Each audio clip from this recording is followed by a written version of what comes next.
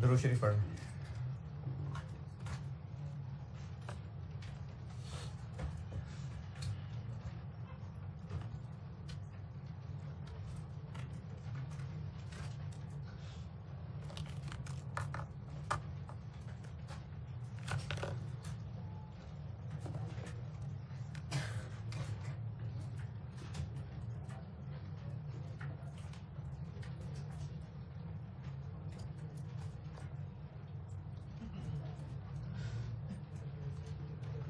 सवाल लिखें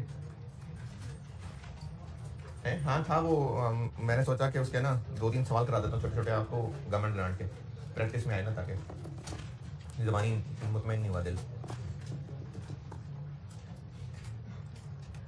government grant के ना 2-3 सवाल करा रहा हूँ, ऐसी छोटे छोटे सवाल हैं इसके।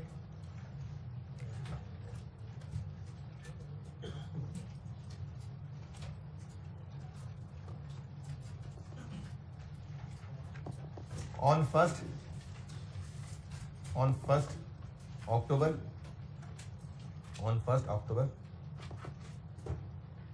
government announced a grant of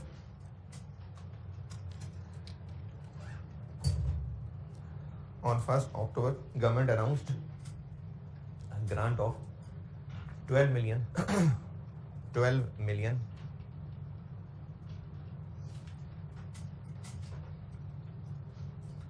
for purchase of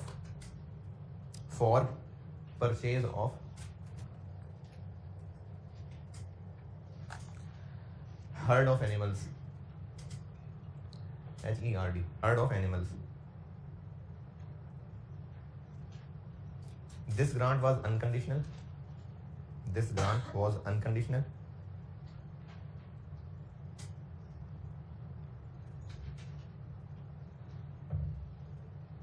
And this grant was unconditional, and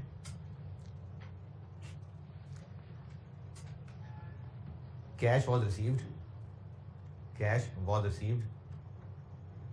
on 30th November.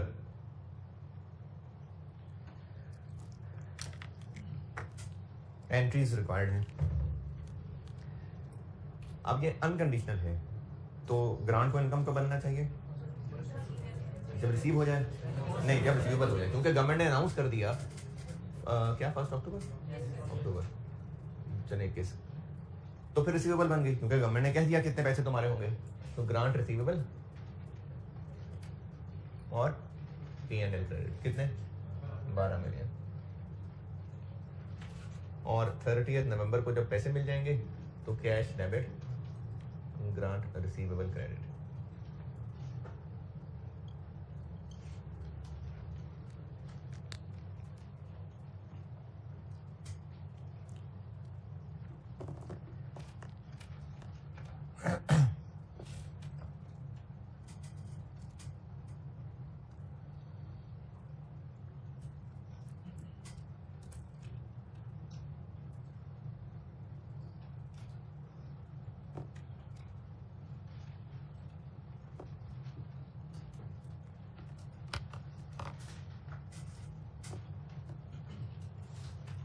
और सवाल लिखें।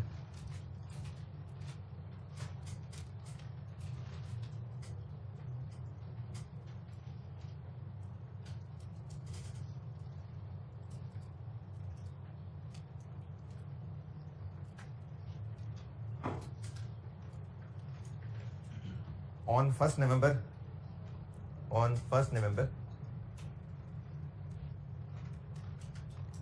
2019, क्या डेट बोली मैंने?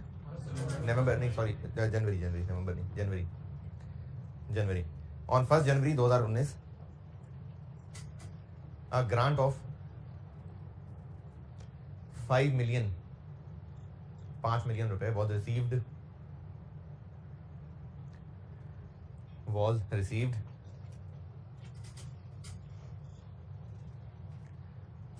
on the condition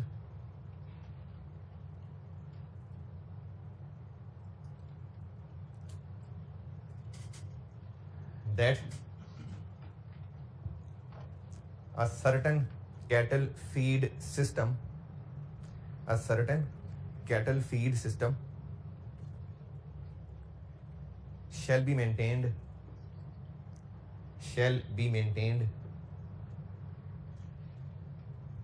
for 3 years.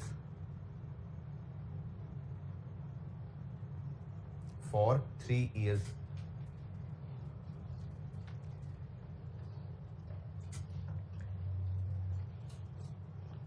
If such system is discontinued,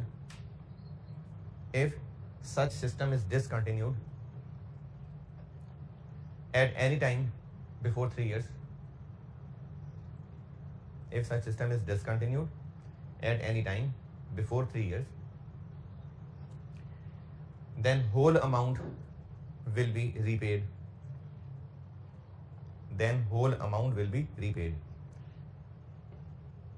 अच्छा, पैसे मिल तो गए हैं, लेकिन कंडीशनल है या कंडीशनल है? तो कंडीशनल हो तो फिर क्या करते हैं? जब कंडीशन पूरी हो जाए तो फिर रिक्वायरमेंट वही है, एंट्रीज। तो 1 जनवरी 19 कैश तो मिल गया, कितना? 5 मिलियन। लेकिन अभी हम इसको P&L में नहीं क्रेडिट कर सकते, क्योंकि कंडीशन तो 3 साल तक है ना मेंटेन करना। अभी P&L में नहीं जा सकता, पैसे मिल गए, इनकम नहीं बना सकते, तो बचपन की अकाउंटिंग लायबिलिटी बन जाएगी। इसको ग्रांट लायबिलिटी कह दें या लायबिलिटी फॉर ग्रांट कह दें, बस इनकम नहीं है अभी, इनकम अभी नहीं है। कंडीशंस कब पूरी होंगी? 3 साल बाद। तो जब 3 साल गुजर जाएंगे 19, 20, 21, तो 31 दिसंबर 21 को इस ग्रांट लायबिलिटी को खत्म करके अब बनाएंगे इनकम।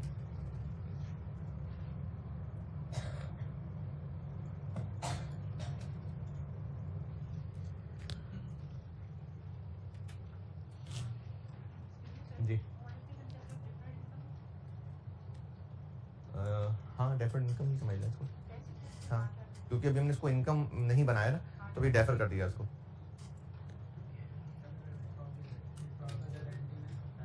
नहीं, प्रोबेबल से बात नहीं चलेगी। अगर लिखा होता कि इट इज प्रोबेबल कि एंटिटी कंडीशन पूरी करेगी, तो कल जो चीजें लिख के दी थी, प्रोबेबल पे नहीं है बात। When conditions are met. और लिखें सवाल। जी, नॉन करंट, क्योंकि अगले साल इनकम नहीं बनने जा रही है। हाँ जी, नहीं हाँ, तो लायबिलिटी डेबिट कैश क्रेडिट, फिर तो लिखा है ना पैसे वापस करने पड़ जाएंगे। आखिरी साल में, हाँ जी, आखिरी साल में लायबिलिटी करंट लायबिलिटी बन जाएगी।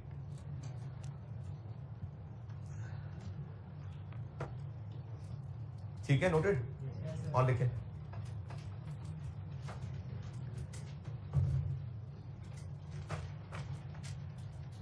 पहला जुमला तो सेम लिख लें, बल्कि 6 मिलियन कर लेना, वो 3 पे डिवाइड करेंगे तो फिर टेढ़ी मेढ़ी फिगर आ जाएगी। 6 मिलियन, पहला जुमला 6 मिलियन के साथ तो सेम कर लें कि on 1 January 19 a grant of ₹6 million कर लें was received on the condition that certain cattle feed system shall be maintained for 3 years। यहां तक तो लिखें।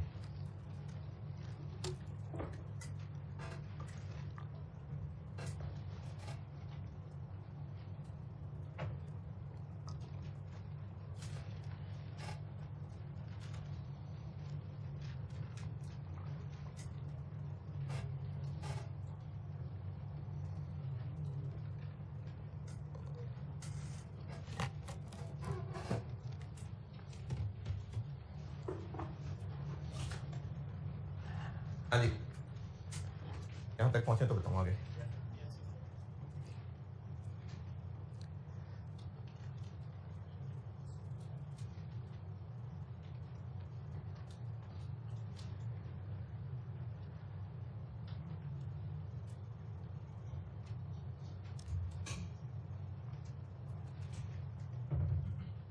ठीक है, यहाँ तक नोटेड। चलो उसके बाद लिखें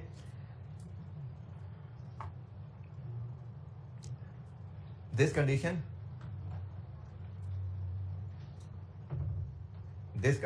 is supposed to be met. This condition is supposed to be met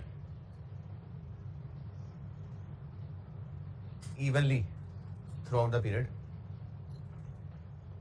evenly throughout the period. Therefore,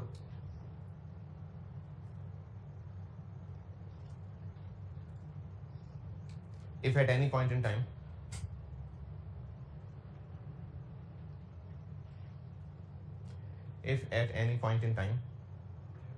therefore if at any point in time this condition is breached,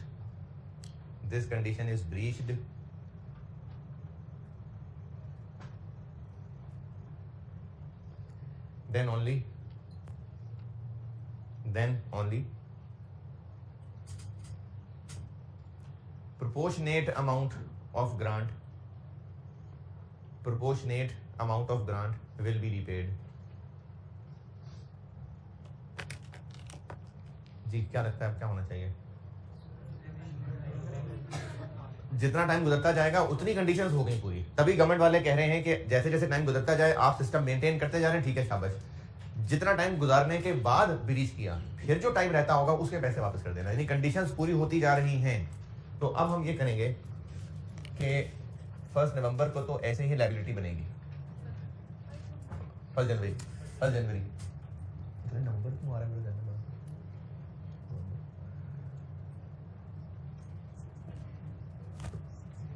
6 महीने। उसके बाद हर साल के एंड पे, साल पूरा तो उस साल की कंडीशंस हो गई पूरी, तो अब ये 3 साल पे फैल के लायबिलिटी हम कम करते जाएंगे और इसको P&L बनाते जाएंगे। 31 दिसंबर 20 और 31 दिसंबर 21।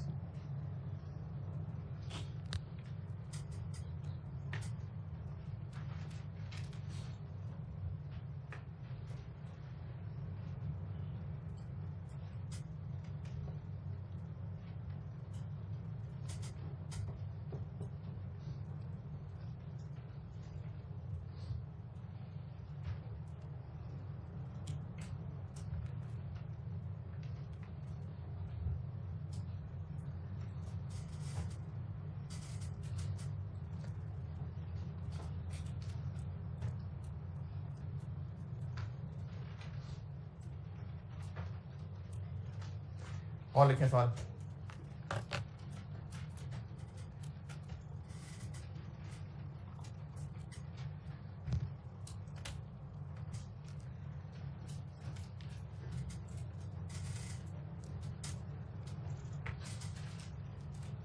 Noted.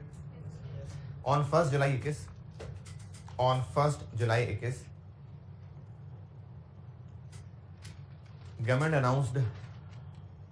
government announced a grant in form of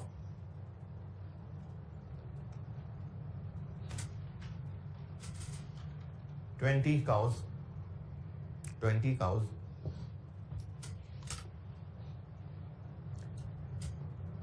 to be received unconditionally.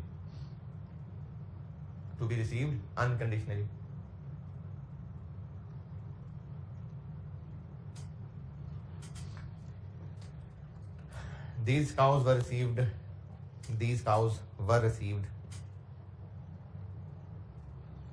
on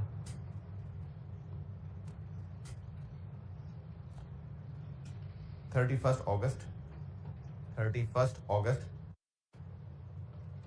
2021।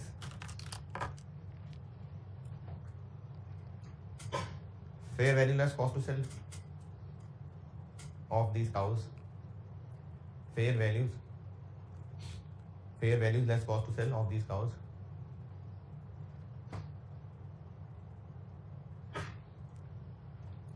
Date बताऊंगा और fair value less cost to sell बताऊंगा। 1 जुलाई 21 को 250,000 और 31 अगस्त 21 को 270,000। एंट्री रिक्वायर्ड है। ग्रांट अनाउंस हो गई 1 जुलाई को, अनकंडीशनल है तो बस becomes receivable. Grant receivable debit और P&L क्रेडिट है 250। और जब ये जानवर पहुंच गए 31 अगस्त को तो बायोलॉजिकल एसेट्स डेबिट 270 और बस ग्रांट रिसीवेबल की जिंदगी का मकसद पूरा और मजीद 20,000 इनकम।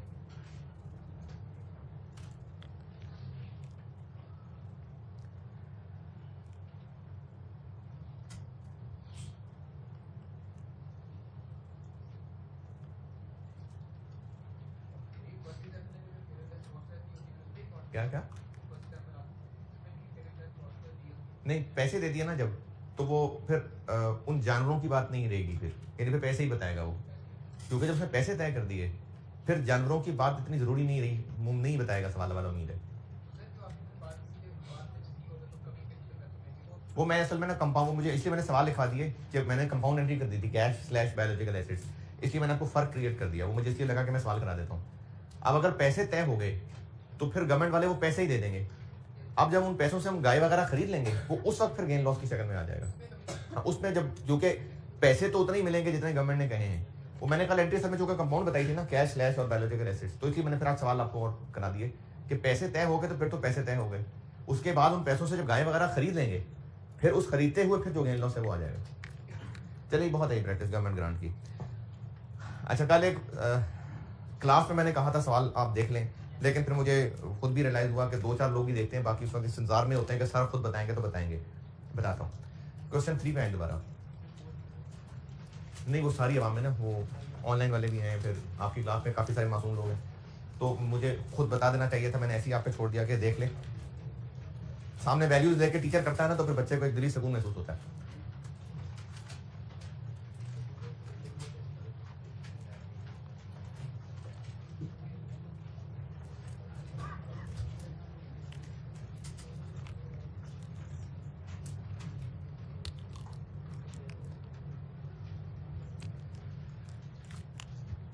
यार देखना है बाहर कोई ऑफिस वगैरह है।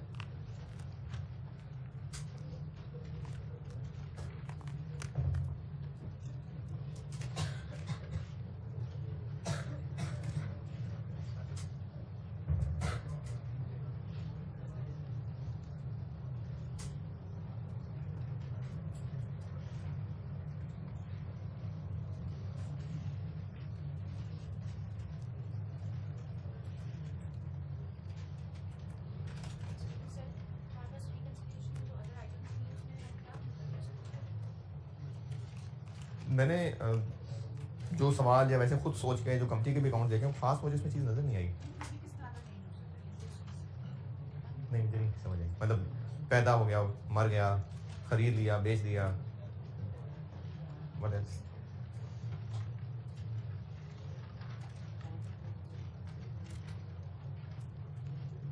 जी जी,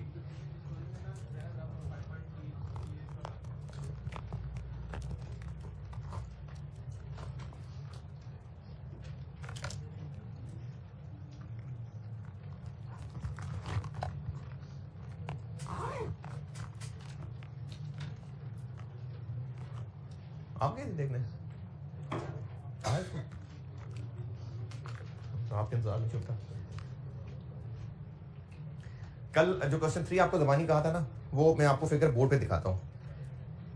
या तो ये रिकंसिलिएशन टेस्ट हो, उसमें ये कैलकुलेशन करनी पड़े, या वैसे ही किसी एमसीक्यू का हिस्सा आ जाए या शॉर्ट क्वेश्चन का हिस्सा आ जाए कि आप इन जानवरों के ऊपर जो गेन लॉस है वो कैलकुलेट कर दें ड्यू टू प्राइस चेंज और ड्यू टू फिजिकल चेंज। यानी कैलकुलेशन अगर इन एनी केस करनी पड़ जाए, अगर ये काम आप जबानी कर सकते हैं तो ठीक है, वरना रिस्क ना लें, वरना ना आप लिख के कर लें। जैसे मैं क्वेश्चन 3 की बात करता हूँ, क्वेश्चन नंबर 3, इसमें 10 जानवर हैं जो साल के शुरू में थे, एक है जो नया खरीदा और एक न्यूली बॉर्न है शायद। जब हम ईयर एंड पे आएंगे, अच्छा ये जो वैल्यू का गेन लॉस है कब करना है? ईयर एंड पे। तो इसी को ही तोड़ना है ड्यू टू फिजिकल चेंज और ड्यू टू प्राइस चेंज, तोड़ना इसी को है। अगर जबानी ये काम कर सकते हैं तो ठीक है, अदरवाइज रिस्क लेके सवाल ना खराब करें, आसान चैप्टर है अभी सवाल बर्बाद ना करें। आप रफ वर्किंग में ना सही प्रॉपर वर्किंग में इसको लिख लें। जैसे मैं पहले 10 जानवरों की बात करता हूँ, वो जो शुरू में थे, शुरू मतलब 1 जनवरी 21, और होनी तो वैसे 1 जनवरी 21 की जगह 31 दिसंबर 20 चाहिए थी, लेकिन चलो एक दिन की बात है, खैर। और अब इसको लाना कहां तक है, यानी आप डेट्स लिखें, यार ये ना रिफिल कर दें, और इन्हीं को ही रिफिल करना है, मार्कर नहीं बदलने।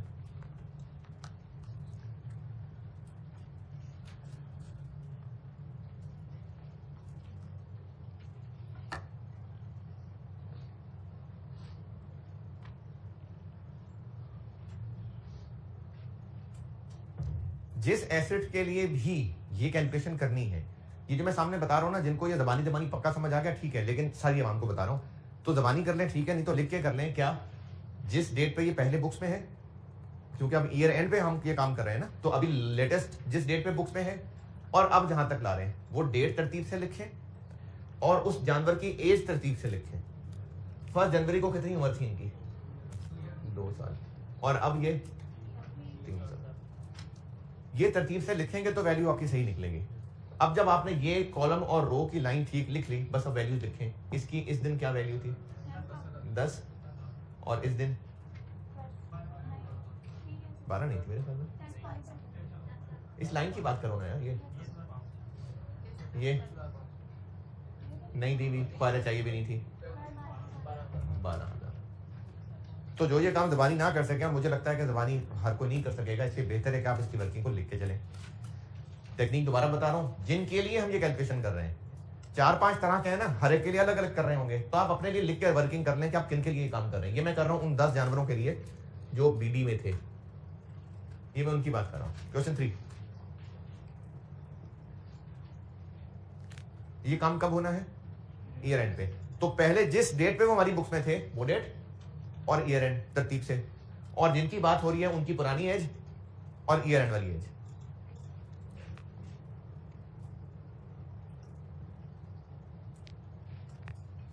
जब तरतीब से लिख लें, वैल्यूज लिख दें, और ये रास्ता कल आपको बताया था कि पहले इधर जाएं फिर इधर। तो इन 10 की ड्यू टू प्राइस चेंज होगी 10 × और अगर कोई कॉस्ट टू सेल होती तो वो यहां आ जाती 5,000। फिर ड्यू टू फिजिकल चेंज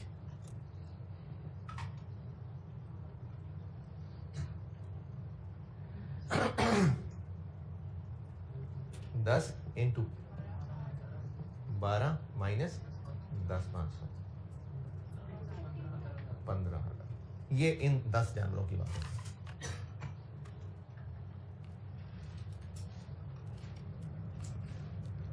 फिर जो एक खरीदा था, ये जो परचेज किया था, कब खरीदा था, तो अब ये बुक्स में ही 1 जुलाई को है, इसलिए अब मैं 1 जुलाई से 31 दिसंबर देख रहा हूं। जब बुक्स में आ रहा है ना, तब से देख रहा हूं। और कितने का था ये तब कितने का था, नहीं उम्र, और फिर इस दिन कितने का होगा। अब डाटा लिख लें, 2.5 साल वाले की इस दिन क्या वैल्यू लेस होता है, 10, 800, इस दिन 11, तो पहले ऐसे आ जाए फिर ऐसे। ये प्राइस चेंज, फिजिकल चेंज।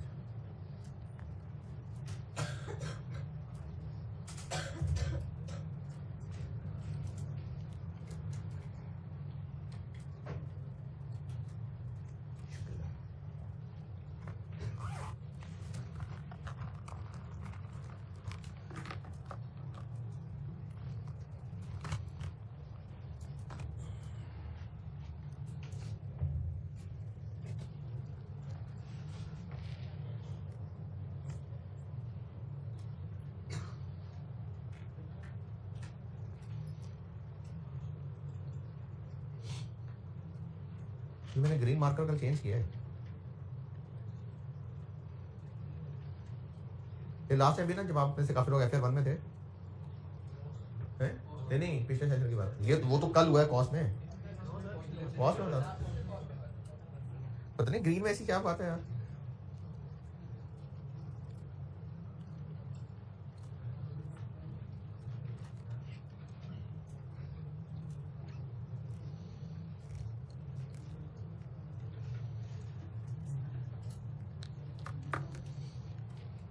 अच्छा, और वो जो नन्ना मुन्ना चांद सा टुकड़ा आया, 1 2 3 कितने, 1। ये हमारी बुक्स में कब आया? 1 जुलाई और 31 दिसंबर।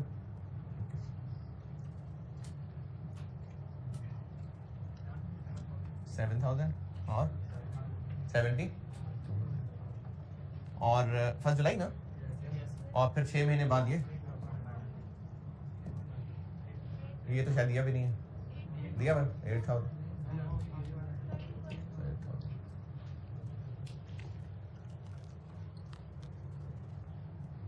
Price change, physical change.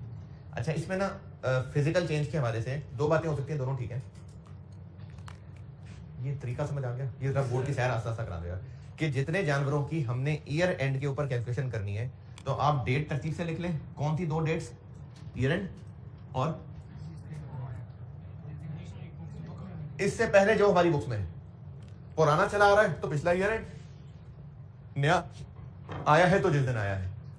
Date तरतीब से लिखें और उस जानवर की एज तरतीब से लिखें। क्या है ये 2 एज, कैसे फैसला होगा? इस दिन और इस दिन, और फिर ये प्राइस चेंज है और ये फिजिकल चेंज है। अच्छा, अभी जो न्यूली बॉर्न है इसको 2 तरह से हैंडल कर सकते हैं। इसी सवाल की रिकंस्ट्रक्शन, ये जो 10 जानवर थे 1 जनवरी 21 ओपनिंग बैलेंस 10,000, तो 10 इंटू 10,000 1 लाख। फिर इस साल में परचेज हुई कितने पे? 10,800 पे। फिर कोई बेचा, कोई मरा नहीं। अब जो न्यूली बॉर्न है दोनों तरह से इसको ठीक है हैंडल कर सकते हैं। या तो उसको यहां पर एडिशन या न्यूली बॉर्न दिखा दें, एडिशन ड्यू टू बर्थ। ये जो आपको वो जो लिस्ट याद करने को कही थी ना डिस्क्लोजर्स, तो उसमें रिकंस्ट्रक्शन की लिस्ट के अंदर उसने 4-5 नाम दिए मैं बस। उसके अलावा भी उसने कहा है कि अदर चेंजेस। ये पेज 225 5.4 का पार्ट ई रिकंस्ट्रक्शन के बारे में लिखा है कि आप बताएं कि रिकंस्ट्रक्शन में किस वजह से हैं। जैसे increase due to purchase, fair value less cost to sell में चेंज, उसके बाद क्या, सेल, हार्वेस्ट यानी वो जो ज़िबा कर लिए, और अदर चेंजेस। अब अदर चेंजेस कुछ भी हो सकती हैं, तो हम न्यूली बॉर्न सकते हैं। Addition due to new births कितने पे बुक्स में लाए उसको? 7,000। उसके बाद changes in fair value less cost to sell due to price change, working, ये वर्किंग क्या 5,000 वो है। इसमें क्या थी? 301 है और 201 है। 5,500 और ड्यू टू फिजिकल चेंज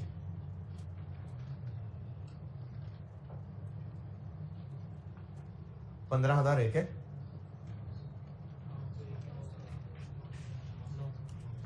901 है और 801 है। 16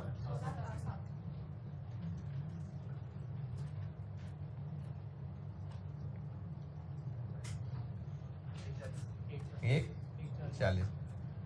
और आप अपनी इस मेहनत को क्रॉस चेक कैसे कर सकते हैं? एक इतने का है, एक इतने का है, 10 इतने के, 10 इतने के 1,20,000, एक इतने का 1,32,000, एक इतने का। ये क्या किया मैंने? क्लोजिंग बैलेंस कैलकुलेट किया ना, ये ले 1,40,000। तो आप इसको ऐसे भी कर सकते हैं, यानी न्यूली बॉर्न को जहां पर एडिशन दिखा दें, ये भी सही है।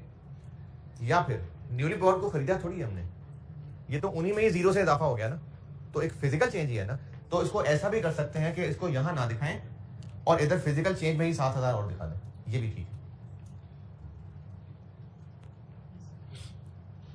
वैसे मुझे ज्यादातर आसान ये लगता है कि इसको अलग से दिखाएं, लेकिन आप दोनों में से जो मर्जी कर लें। जी ज़िबा कर दी है? देखो नहीं, डिसीज कहाँ लिखा हुआ? वो तो मैंने बताया था ना, वो असल में अदर चेंजेस हैं, कुछ भी हो सकती हैं, वो तो मैंने वैसे डिसीज कहा था। अब जब अदर चेंजेस के अंदर वैसे बीमारी से मर गई, वो डिसीज भी आ सकते हैं। हार्वेस्ट तो बकायदा एक प्रोसीजर है, इनको ज़िबा करके हम करते हैं खत्म। जिस तरह आम बिजनेस की बात कर रहा हूं, गुड्स बेच दे या चोर ले जाए, तो दो अलग अलग चीजें हैं ना, लेकिन बात यह कि जा ही रही है ना चीजें, तो क्या एक ही बात है। तो वैसे बीमारी से मर जाना, उसको शायद हम अलग बताना जरूरी समझें, और हाँ, काम ही यही है कि ज़िबा कर करके गोश्त बेचते हैं, तो हार्वेस्ट जरूरी है, रेगुलर काम है। तो अगर हार्वेस्ट है, ज़िबा करके बेच रहे हैं, वो है नहीं। सेल तो है, अगर गाय बेच रहे हैं तो सेल है, अगर ज़िबा कर दी तो वो गाय बेची थोड़ी है। हार्वेस्ट जानवर से प्रोड्यूस के हासिल करने का नाम है। अब वो कैसे हासिल हो सकता है? दूध गाय वैसी की वैसी है, ऊन भेड़ वैसी की वैसी है, गोश्त ज़िबा हो गई। तो हार्वेस्ट जानवर से हासिल करना है। अब अगर जानवर ज़िबा हो रहा है तो वो भी हार्वेस्ट है। 7.3 क्या हो गया? क्वेश्चन 3 मैंने सारा आपके सामने खोल के डिस्कस कर लिया। और पहले तो क्वेश्चन 3 में कोई भी जरा सी भी परेशानी है तो बताएं, फिर मैं इससे आगे बढ़ूं। अच्छा, अब जिनको क्वेश्चन 4 में मसले हैं, हो सकता है कि मेरे इतना ज्यादा डिटेल से डिस्कस करने से वो और बेहतर हो गए हो या खुद ही आंसर हो गए हो, और अगर नहीं तो आप उनको एक ट्राई और कर लें, एक बार खुद ट्राई कर लें, क्योंकि मैंने कल ये बस ज़बानी छोड़ दिया था तो फिर दिल को अच्छा नहीं लगा, तो मैंने भी इस वक्त जो है ना इसको डिटेल से खोल के डिस्कस किया है। आप अब दोबारा ट्राई कर लीजिएगा क्वेश्चन 4, फिर मसले होंगे तो चलो अगली क्लास में देख लेंगे। गवर्नमेंट ग्राउंड भी डन, मेजरमेंट भी डन, और डिस्क्लोजर भी हो गए।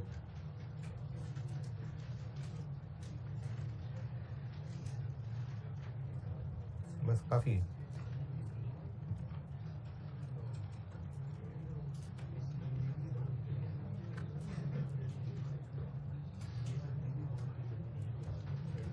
ठीक है, बस काफी। अब आइए आप पेज 230 पे, क्वेश्चन नंबर 5।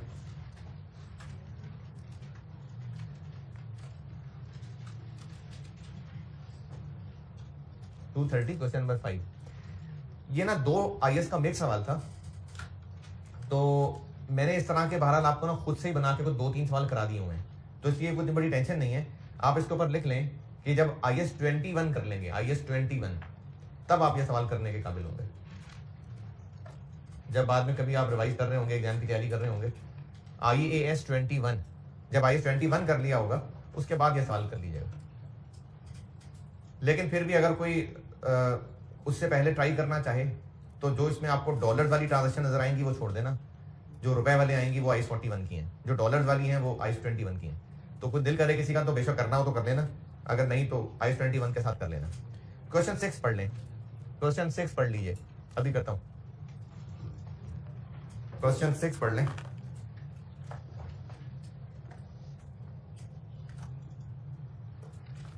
बल्कि पढ़ना क्या है साथ साथ ही देखते हैं। क्वेश्चन 6 पहली ही लाइन, ट्रू फॉल्स, नहीं पहली ही लाइन ट्रू फॉल्स है ना, ट्रू फॉल्स का सवाल है। पहली लाइन मतलब पहली, बिल्कुल पहली line, with reference to IAS 41 identify whether each of the following statement is true और फॉल्स। तो ट्रू फॉल्स का सवाल है ना। उस दिन इस क्लास में किसने पूछा था ट्रू फॉल्स भी आते हैं? हाँ, तो ट्रू फॉल्स भी आते हैं। नंबर 1 जी, फिश फार्मिंग और ओशियन फार्मिंग दोनों ही एग्रीकल्चरल एक्टिविटी। अच्छा, फिश फार्मिंग तो है कि हमने खुद ही एक अपना वो तालाब वगैरह बना के उसी में मछलियां हम खुद पाल रहे हैं, तो ये तो ठीक है एग्रीकल्चरल एक्टिविटी। समुद्र में थोड़ी हम पाल रहे हैं, बस पकड़ते हैं वहां से जाके। तो ओशियन फिशिंग का मतलब है जाके ओशियन से फिश पकड़ लेना। तो वो हम खुद फिश पाल रहे हैं वहां पर? नहीं, तो वो नहीं है IS 41। एग्रीकल्चरल एक्टिविटी कहते हैं वो सारी मेहनत जिसमें हम जानवरों को पाल रहे हैं, पोस रहे हैं, बड़ा कर रहे हैं, उनकी तरबियत का ख्याल कर रहे हैं और उनसे फिर प्रोड्यूस हासिल कर रहे हैं। सारी मेहनत ये एग्रीकल्चरल एक्टिविटी है। ओशियन फिशिंग का मतलब है ओशियन से मछलियां पकड़ना। तो वहां पर उन्हीं को हम पाल पोस के सारा सेटअप बनाया हुआ है? नहीं। तो ओशियन फिशिंग नहीं एग्रीकल्चरल एक्टिविटी। तो false. False. Number 2,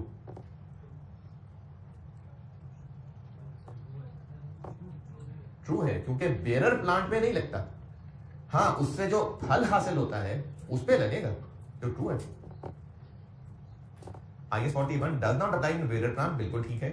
however it applies on produce growing on bearer plant, कि उस पे जो फल लग रहा है वो फल है एग्रीकल्चरल प्रोड्यूस, उस पे लगना है IS 41। नंबर 3 फॉल्स है क्योंकि बायोलॉजिकल एसिड, और इसी तरह साथ नंबर 4 भी देख लें, ये भी फॉल्स है क्योंकि फेयर वैल्यू पे नहीं मेजर होता, fair value less cost to sell पे मेजर होता है। सॉल्यूशन इतनी खोल के बैठे हुए, मैं कहता हूं पढ़ ले, आप कहते फॉल्स है।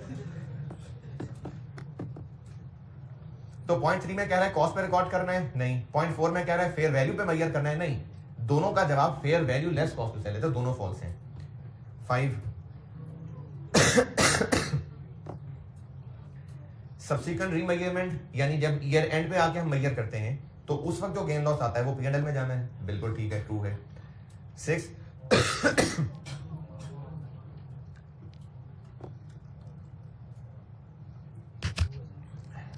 हाँ जी, फॉल्स है, क्यों जी? एडवर्टाइजिंग जो है ना वो कॉस्ट टू सेल नहीं होती है अनलेस कि कोई इस तरह की एडवर्टाइजमेंट हो।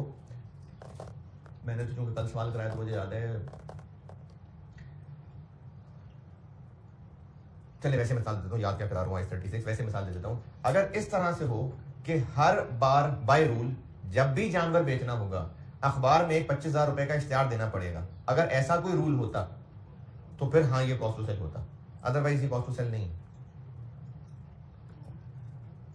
और नंबर 7 क्यों ऑल नहीं है? ठीक है, क्योंकि वो ग्रांट्स जो उन एसेट से रिलेटेड हैं जो मेजर्ड एट कॉस्ट हैं वो नहीं IS 41 में। अच्छा, जो गवर्नमेंट ग्रांट है ना, ये बड़ा पसंद आया भाई IS पेपर में ना, इसका MCQ आता ही आ रहा, गवर्नमेंट ग्रांट वाले। अच्छा जी, पॉइंट नंबर 8 बिल्कुल ठीक है कि एक बार जब शीप से वूल उतार लेंगे उसके बाद उस वूल की सब्सिक्वेंट प्रोसेसिंग जो कारपेट्स के लिए होनी है वो IS 2 में जाएगी। सिर्फ वूल इन्वेंट्री डेबिट होना एक बार IS 41 बताएगा कितने पे डेबिट होना है, उसके बाद IS 2 जाना। चले जी, इसके बाद से ये ऑटम 21 और स्प्रिंग 22 सवाल नहीं आया, MCQ आ रहे हैं, MCQ भी समेट लेते हैं।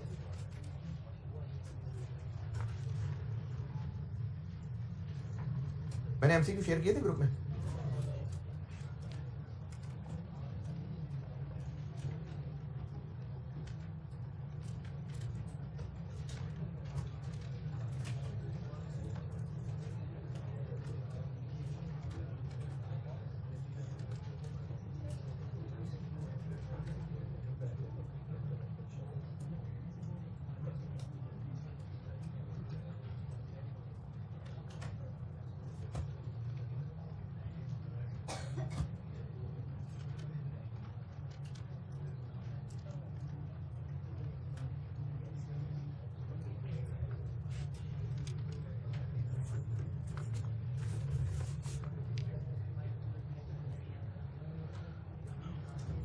अच्छा, मैंने वो सेंड तो किया लेकिन इस रूम में ना सिग्नल नहीं होते, तो जब इंटरनेट चलेगा तो पहुंच जाएंगे आप तक।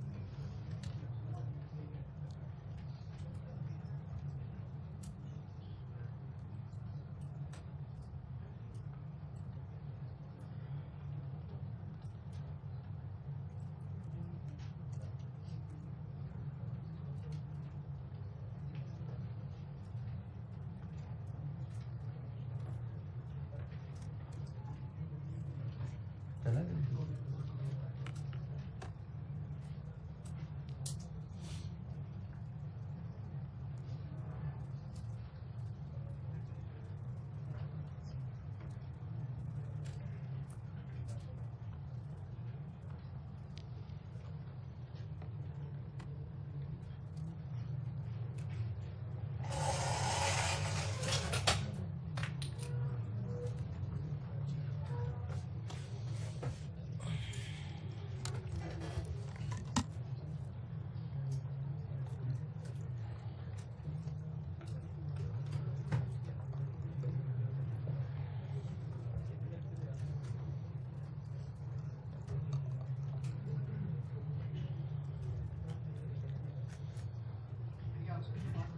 क्या जी?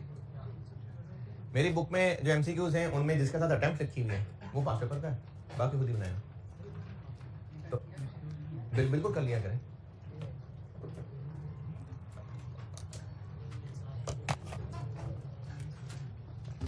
जो मैंने अपनी बुक में 5-5 7-7 एमसीक्यूज डाले हुए ना, जिसके साथ अटेम्प्ट लिखी हुई है वो पास पेपर का है, और जो बगैर अटेम्प्ट किया है वो मैंने खुद बनाया हुआ है, या इधर किसी बुक से उठाया होगा कहीं ना कहीं, तो वो भी किया करें। पढ़ना चाह रहे हैं? फॉन्ट साइज बढ़ा दें।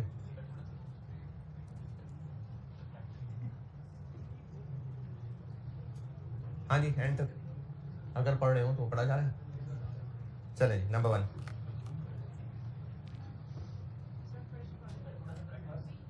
ब्राइटनेस का मेरे साथ में है।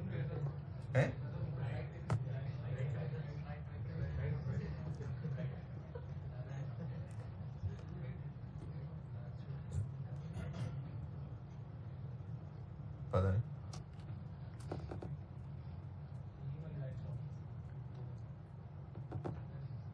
नहीं, नहीं गौर करें तो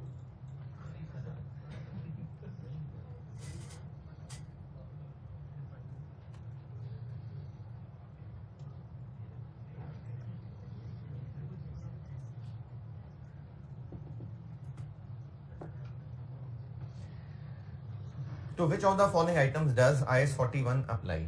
इनमें से किस पे IS, बल्कि हाँ, मुझे वो लास्ट में बच्चे ने कहा कि वो MCQs की ना इंग्लिश नहीं समझ आ रही होती, तो मैंने फिर फैसला किया कि मैं आपको ना ट्रांसलेट कर दिया करूंगा।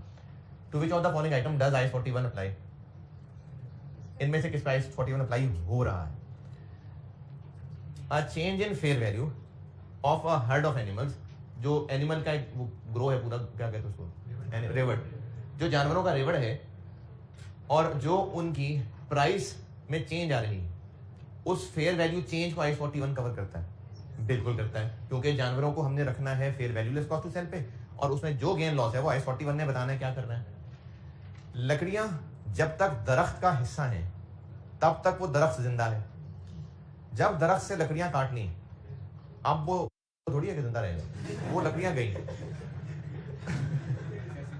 तो अच्छा, ओहो, वो लकड़ियां है ना, लकड़ी थोड़ी जिंदा रहेगी। तो लकड़ियां अब जब यार्ड में पड़ी हैं, अब वो IS 41 नहीं है, तो इस पे नहीं लगना। जमीन जिंदा जानवर है, जिंदा पौधे हैं, नहीं, तो लैंड पे नहीं लगता IS 41। इस पे भी नहीं, इस पे भी नहीं। एक नए बीज बनाने पे डेवलपमेंट फेज चल रहा है, नहीं, वो तो IS 38 है, तो बस सिर्फ 1 पे, 1 ओनली। क्या लैंड बायोलॉजिकल एसेट है? लैंड एनिमल भी नहीं है, प्लांट भी नहीं है, तो IS 41 तो बायोलॉजिकल एसेट पे लगता है। MCQ 1 done. 2, IS 41 should be applied to account for the following when they relate to agricultural activity। वैसा सही MCQ है कि इनमें से किस पे IS 41 लगेगा? बायोलॉजिकल एसेट पे लगेगा। Agriculture produce at the point of harvest, yes लगेगा। सर्टेन गवर्नमेंट ग्रांट्स, बिल्कुल लगेगा। लैंड पे नहीं लगेगा। इनटेंजिबल एसेट्स नहीं लगेगा। 1 2 3।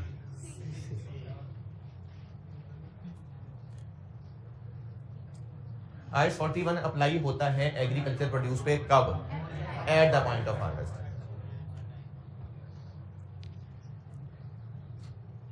अच्छा, देखिए, वो जो डेफिनेशन याद करनी है ना, तो जो लोग याद कर लेते हैं, याद है, कोई मसला नहीं IS 7 लेके जाने का, लेकिन डेफिनेशंस याद अगर नहीं की होती तो ये 1-1 2-2 4-4 5-5 नंबर हैं जिनमें IS लेके गया फायदा हो जाता है। अब ये एग्रीकल्चर एक्टिविटी की डेफिनेशन लिखी हुई है,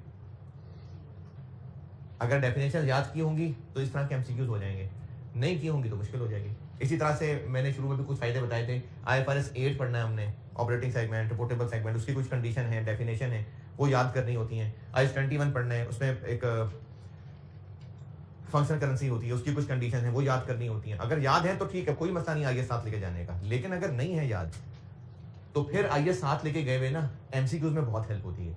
लेकिन पेपर में अचानक IS खुद बोल पड़ेगा कि ये इसका जवाब ये है, इसका जवाब ये है। पहले कभी IS खोला होगा तो पता चलेगा पेपर में क्या देखना है। तो जो लोग IS कभी पढ़ते हैं तो जो पार्ट A है उसका, वो है IS।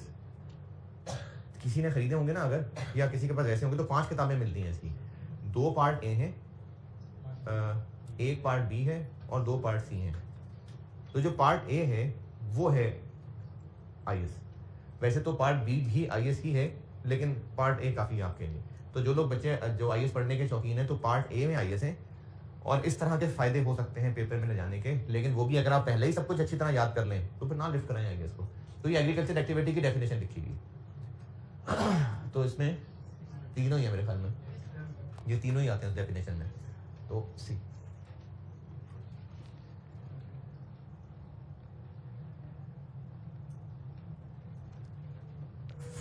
सेम तकरीबन सेम MCQ ही चल रहे हैं कि इनमें से वो आइटम्स कौन सी हैं जो IS 41 के अंडर अकाउंट फॉर होंगे। डेयरी कैटल, हाँ जी। Milk at the point of harvest, yes. Cheese नहीं, ये मिल्क का बाद में प्रोसेस होने के बाद की चीज है, तो कैटल और मिल्क बस, कैटल और मिल्क बस। एग्रीकल्चरल एक्टिविटी में क्या शामिल है? जानवरों की परवरिश, पाल पोस के बड़ा करना, उनकी तालीम और तरबियत का ध्यान करना, बिल्कुल ये एग्रीकल्चरल एक्टिविटी है। फॉरेस्ट्री,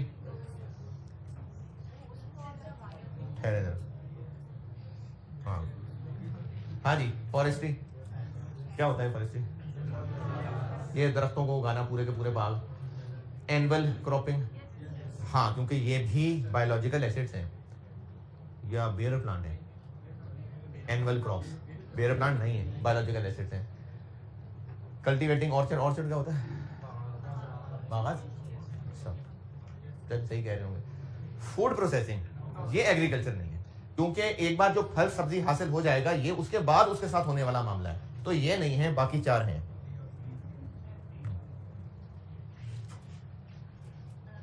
जी जी,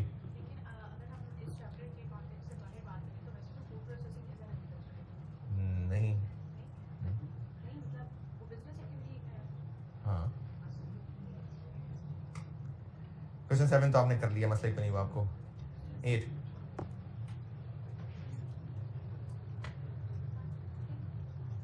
एग्रीकल्चरल प्रोड्यूस और बायोलॉजिकल एसिड को तब रिकॉर्ड करना चाहिए व्हेन रिकग्निशन। रिकग्निशन के 3 पॉइंट्स सिखाए थे आपको। एक बताया था कि फेयर वैल्यू और कॉस्ट पता लग सकती हो, एक अलमशहूर प्रोबेबल हो के इनफ्लो होगा कैश फ्लोस का, और कंट्रोल हो। तो ये वही तीनों लिखे हैं। तो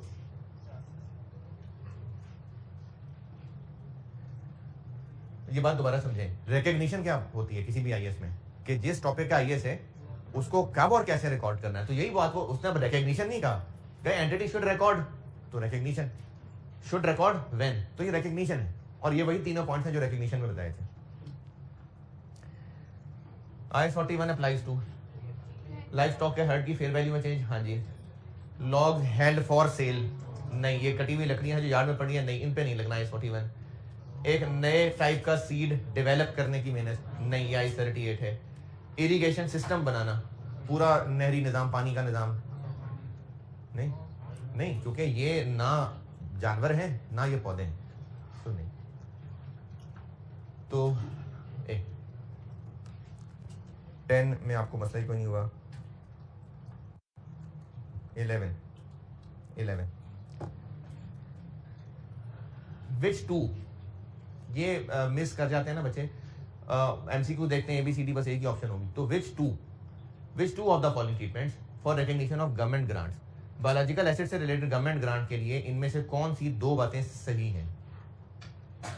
unconditional when grant becomes receivable, ठीक है, बिल्कुल। Unconditional grant is recognised only when and only when the grant is received, नहीं, बिकम्स रिसीवेबल, तो ये गलत है। Conditional grant is recognised, conditions attaching to the grant are met, ये ठीक है। तो रिसीव्ड वाली बात गलत है, बिकम्स रिसीवेबल और कंडीशंस मेट, तो A और C ठीक है। नंबर 12,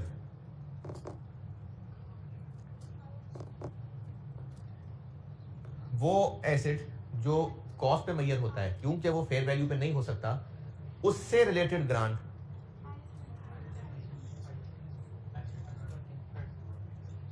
वो ग्रांट जो रिलेटेड है उस एसेट से जो कॉस्ट पे मैयर है, क्यों? क्योंकि उसकी फेयर वैल्यू नहीं पता लगती, तो फिर उस ग्रांट को हम इनकम बनाएंगे IS 20 के तहत, उस पे नहीं IS 40 लगेगा।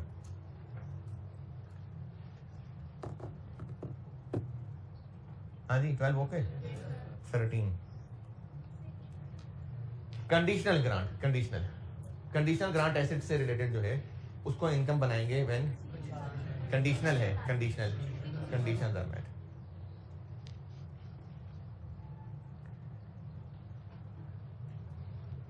बायोलॉजिकल एसेट की इनिशियल रिकग्निशन पे बायोलॉजिकल एसेट की इनिशियल रिकग्निशन लिखा हुआ है कि जब बायोलॉजिकल एसेट इनिशियली रिकग्नाइज होगा तो फिर क्यों P and L debit credit होगा।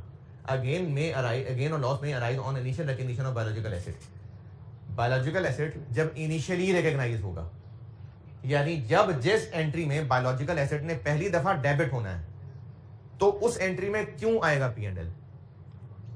ये सवाल की वर्डिंग समझ आएगी। Initial recognition of biological asset, जब बायोलॉजिकल एसेट ने पहली दफा डेबिट होना है उस एंट्री में पी एंड एल आएगा तो क्यों। पॉइंट 1 क्यों, क्योंकि कैश बेशक फेयर वैल्यू पे ही जानवर खरीद रहे हो, इवन देन बायोलॉजिकल एसेट कितने से डेबिट होना है, फेयर वैल्यू लेस कॉस्ट से, तो इसलिए ये वजह है, बिल्कुल ये वजह है। व्हेन काफ इज बोर्न, अब ये जो काका हुआ तो हमने बायोलॉजिकल एसेट डेबिट कर दिया, इनिशियल रिकग्निशन और सारी की सारी इनकम है। हार्वेस्ट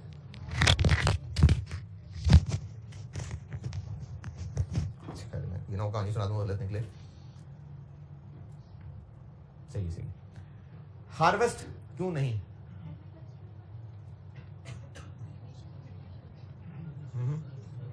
नहीं है नीचे लेकिन नीचे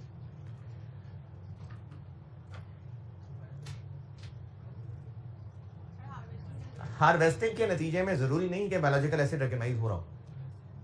हार्वेस्टिंग है उससे प्रोड्यूस हासिल करना, और बल्कि जरूरी क्या, इसमें तो एसिड ही हासिल नहीं हो रहा होता, इसमें तो एग्रीकल्चरल प्रोड्यूस हासिल हो रहा होता है, उसमें तो एसिड डिरेक्नाइज हो रहा होता है, या हो रहा होता है नहीं, मतलब दूध देने से तो नहीं भैंस डिरेक्नाइज हो रही, लेकिन हार्वेस्ट में उससे हम प्रोड्यूस हासिल कर रहे होते हैं या चलो जानवर को ज़िबा कर रहे होते हैं, तो उससे वो रिकग्नाइज तो नहीं हो रहा होता। तो इसलिए ये दो मौके हैं जब बायोलॉजिकल एसिड डेबिट हो रहा है, और जब पहली दफा डेबिट होगा फिर क्यों पी एंड एल आएगा, ये दो वजह हैं।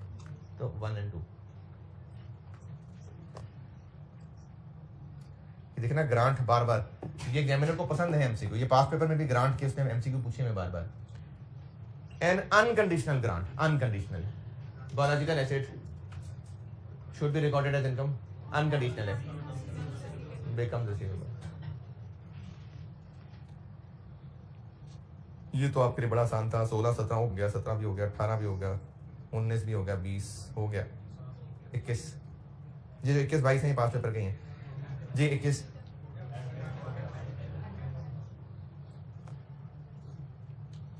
A conditional grant related to a biological asset should be recorded as income. और ये हो गए इसके MCQs.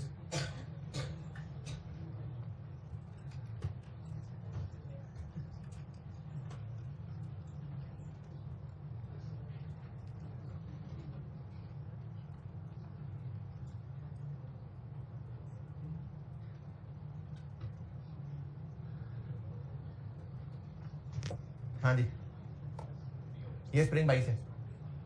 Government grants related to bearer plants are accounted for under bearer plants, IS 20, क्योंकि बेरर प्लांट पे नहीं आईएस 41 लगता तो उसकी ग्रांट पे कहां से लगेगा, तो इसकी आईएस 20।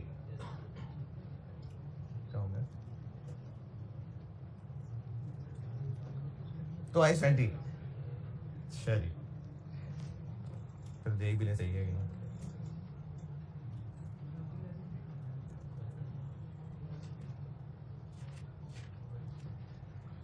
चलना पॉइंट नंबर 2 ये एथिक्स का हो गया, ये 3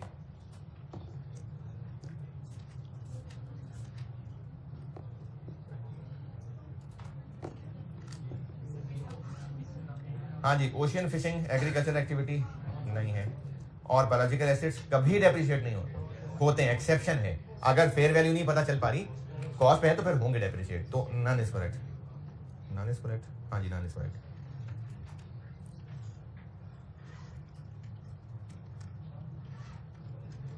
बस स्प्रिंग 22 में ये आईएस 41 था।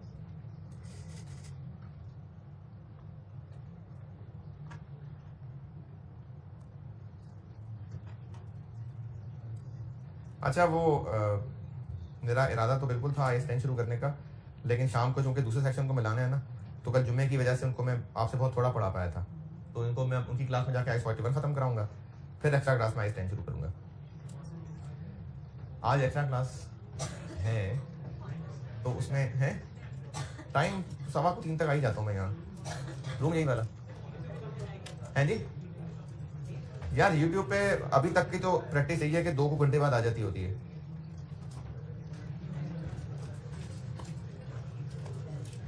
किधर है? मैं वैसे ही कह रहा था ऑटम 21।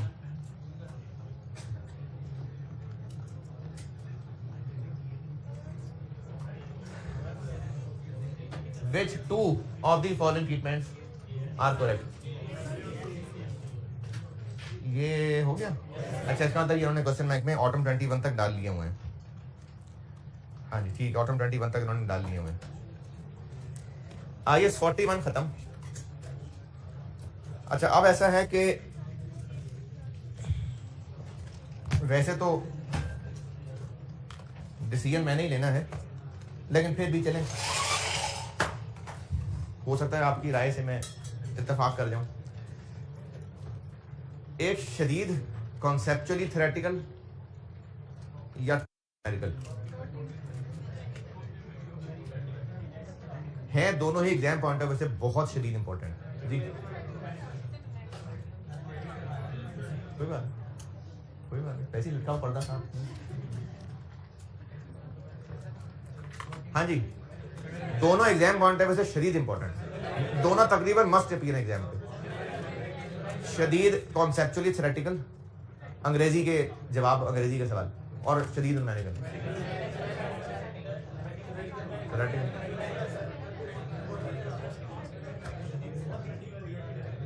क्या हुआ? अभी थ्योरी का चैप्टर पढ़ा है, लेकिन आगे थ्योरी के और हैं। IFRS 15 भी थ्योरी है, न्यूमेरिकल भी है, लेकिन थ्योरी है।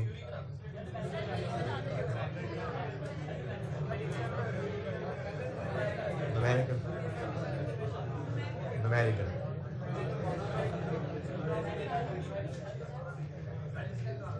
हाँ, डिसीजन तो मैंने लेना है, लेकिन मैंने कहा इलेक्शन तो कराऊं ना। हाँ जी, न्यूमेरिकल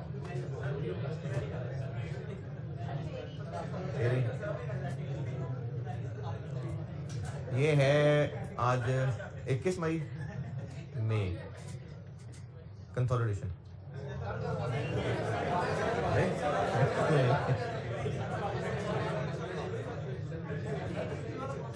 है 10:37।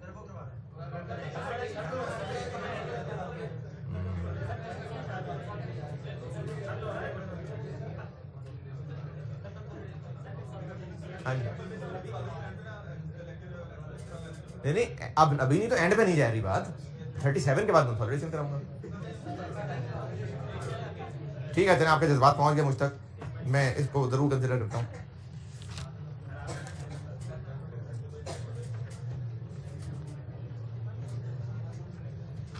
कोई बात आखिरी याद हो कि ना याद हो?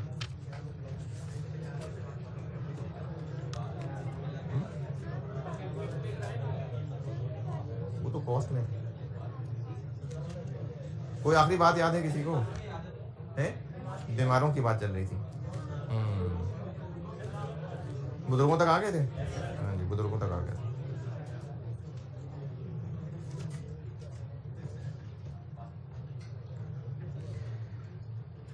ठीक है जी, चलें अब आगे आ जाते हैं एक और टॉपिक पे।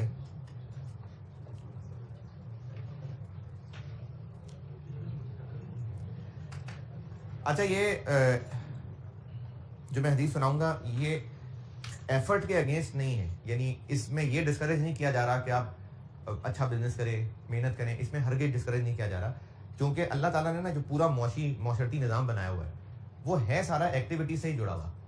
पूरा निज़ाम चलेगा, बिजनेस होंगे, नौकरियां होंगी, सब कुछ कनेक्टेड है इससे सारा कुछ। तो इसलिए इस हदीस से हरगिज़ ये मतलब नहीं है कि आप कोई पैसे ना कमाएं, कोई नौकरी ना करें, ये मतलब नहीं है। इससे पहले एक मिसाल ऐसे समझें, बल्कि मैं एक वाक़या मैंने शायद पहली भी अक्सर क्लासेस में सुनाया होगा। मैं FSC के दौर में ना, मैंने तो चौक नीम खाने के पास घर था मेरा, अगर किसी को इस इलाके का आइडिया हो, ये मुल्तान रोड के आसपास। तो वहाँ बिल्कुल चौक यतीम खाना स्टॉप के ऊपर एक प्लाजा था और उसमें ना एक मिठाई वाला था और अभी भी गालिबन है, बिस्मिल्लाह स्वीट्स, बिस्मिल्लाह स्वीट्स। उनका ना दूध बड़ा मज़ेदार था, खोए वाला दूध होता था और मैं बस से उतरता था कॉलेज से आते हुए और अक्सर जब भी पैसे जेब में है तो दूध पी लेता था जाके। उस दुकान में ख़ास बात ये थी कि अगर नमाज का टाइम हो गया, उसी प्लाजा में पर मस्जिद भी थी, अजान हुई, उस शॉप में जितना मर्जी रश होगा वो कस्टमर्स को कहेंगे कि आप बाहर निकलें, दरवाज़ा बंद होगा और सारा स्टाफ मालिक समेत सब ऊपर मस्जिद में नमाज पढ़ने चले जाएंगे, इर्रिस्पेक्टिव के जितना मर्जी बड़ा कस्टमर है। अब उसमें कुछ लोगों को बुरा भी लगता था क्योंकि वो सारा ज़माना जाहिलियत का दौर था मेरा, तो मैं भी चिढ़ता था क्या बदतमीजी हो क्या रहा है। तो लेकिन उससे क्या हुआ कि आस्ता आस्ता कस्टमर्स एडजस्ट हो गए, कस्टमर्स को उस बात का पता लग गया। उस दुकान पे बहुत रश होता था और अभी भी शायद होता होगा उस दुकान, बल्कि उनके दुकान पे जितने लोग काम करते थे ना, मुझे याद है शायद ऐसी कोई बात थी कि शर्त थी कि बगैर दाढ़ी वाला यहाँ की काम नौकरी नहीं करेगा, नमाज की पाबंदी नहीं है तो यहाँ नौकरी नहीं कर सकता। इधर अजान हुई, दुकान बंद। अब उनका बिजनेस, अब देखिए मिठाई की दुकान में जो उनका ज्यादा कमाना होता है ना वो ऑर्डर से होता है। ये छोटे मोटे किलो 2 किलो से इतना नहीं कमाते, ज्यादा वो ऑर्डर से कमाते हैं। उनके पास बड़े बड़े ऑर्डर आते थे। अब एक कस्टमर ऑर्डर लेके आया हो और उधर वो दुकान बंद कर रहे हो कि सर आप बाहर निकले, नमाज के बाद मिलेंगे, वो तो नाराज होकर चला जाएगा, कोई मसला नहीं।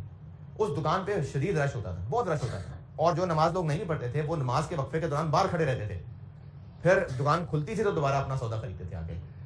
तो पॉइंट ये है कि दुकान चलाने वाला बज़ाहिर कस्टमर है, लेकिन हमारा ईमान ये है कि रब अल्लाह है, कस्टमर रब नहीं।